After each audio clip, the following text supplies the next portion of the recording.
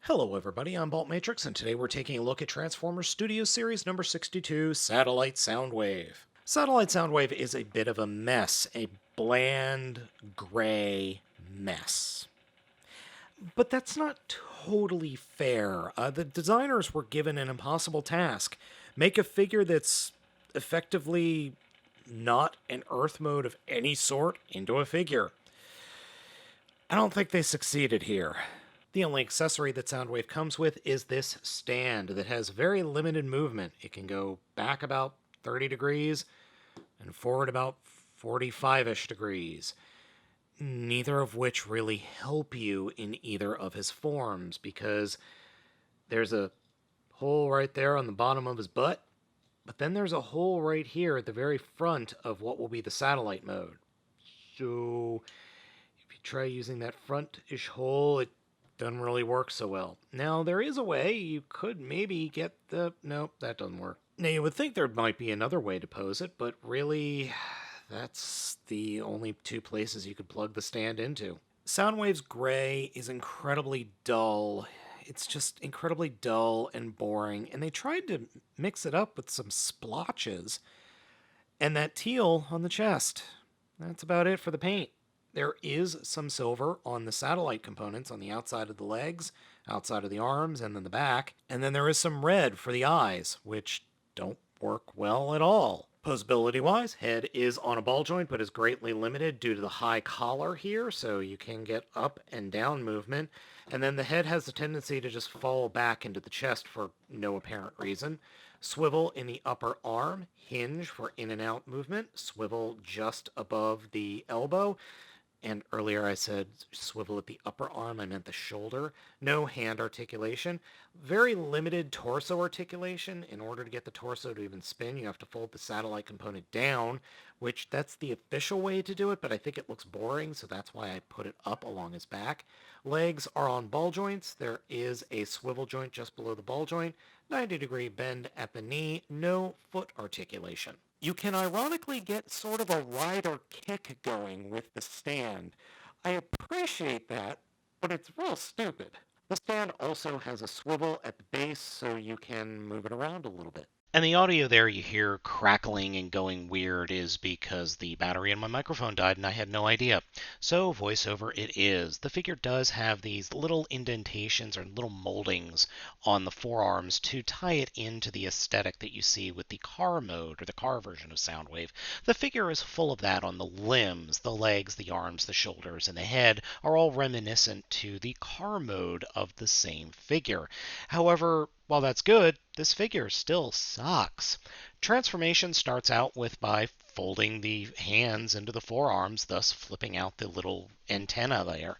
Then take the back and fold it down, and then plug that whole section into the little butt plug you see right there on the back. And that does go in with a satisfying click. Then come up to the chest and pull the chest away from the figure, and then that whole section will rotate around 180 degrees, and then you slide it down and snap it into place. Good luck getting it to stay there. It will come off at the drop of a hat. Then there are these thrusters, sound woofers, things that are underneath the armpits. They will flip up on little hinges and ball joints and stick up there. There, you see, just doing that popped the figure in half again. You can push the head back into the chest cavity. There's no real reason to do that, but I do it anyway. And then pull the shoulders just slightly away from the rest of the chest, and then fold the shoulders down. Then take the legs, flip them up behind the figure, and the best way I've found to actually get those legs to peg in is to hold the rear or the bottom of the figure and the top of the figure with your finger and thumb. Just hold them as tight as you can, and then flip the leg up and try to jimmy it into the peg hole there in the armpit. Unfortunately on mine, the actual pegs need to be sanded down just a smidge in order for them to just slide into place. It doesn't matter what you do here though, because even if you get them in there, it's still going to pop out, or they're still just going to pop out very easily. And then flip out the satellite wings that are on the bottom of the feet and cry into a bucket. Even if you like this alt mode, you can't argue, sanely that it's good. It just looks like somebody's doing a weird stretch maneuver in yoga and adding some silver to it. It just looks bad. It just looks bad. The other thing that sucks about this is that the head can't turn around and go into the cavity.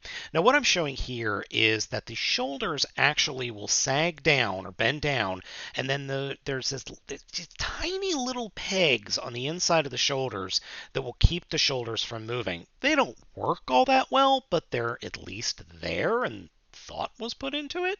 And I hate being so negative on it, but look, here are the directions. The directions kind of show what I've got here. Then the back of the box is a little bit different. They didn't bother to put the legs correct.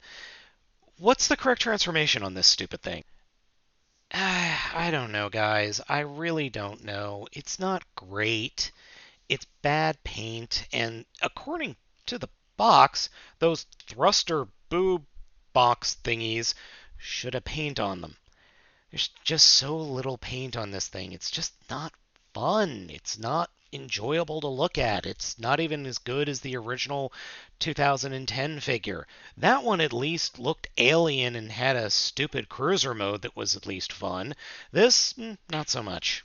And trust me, I've tried to make a cruiser mode for it, and I've got nothing. I wanted to be wrong about my initial impressions for this figure, but all of my initial impressions are spot on. It's not a good figure. It doesn't hold together well. It's got abysmal paint. The alt mode is terrible. The robot mode is... it's okay. If it had better paint, I would be much happier with it. So go follow my buddy Grimlockamus over on Twitter. He has painted this figure up to look not crappy. So there is that at least. If you want to pick this figure up for yourself, go ahead. Go ahead. Otherwise, I wouldn't bother. It's so bad, in fact, that, well, I think a cat is going to eat it in any second. I have the strange feeling, oh, look, Kitty! Hello, Kitty.